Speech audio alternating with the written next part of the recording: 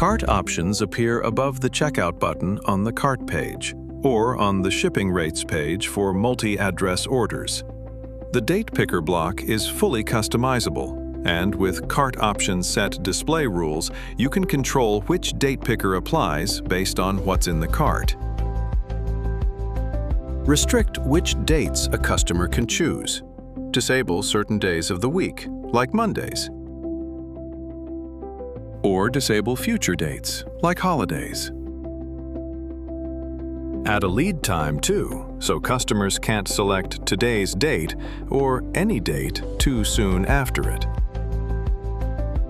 Once they check out, that information becomes a note attribute on the order.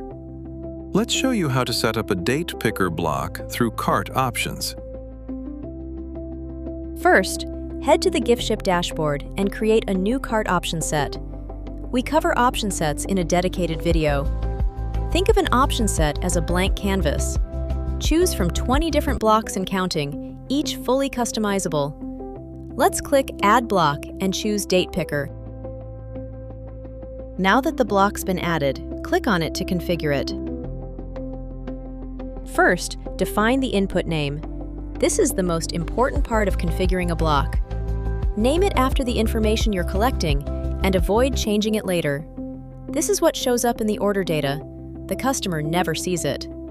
We recommend keeping it lowercase and simple. You'll also reference the input name when printing the information, adding it to order confirmation templates, or creating automatic order tags. Add a label. This displays to the customer as a heading above the date picker block, and placeholder text, which appears in the field itself as a call to action. You can also add optional help text below the field for more direction. You can also mark the field as required. This prevents customers from checking out without entering information in the date picker. Next, visit the Time Constraints tab. Add a lead time, so customers can't select today's date or any date too soon after it. Set a cutoff time too, so your team has time to process the order before the end of the day. Define your store's time zone for that cutoff time too, so it triggers based on your local time, not the customer's. Next, head over to the Disabled Dates tab. Set a maximum number of days into the future a customer can select. Disable specific days of the week, like Mondays. You can also choose whether disabled days count toward your lead time or get skipped over entirely.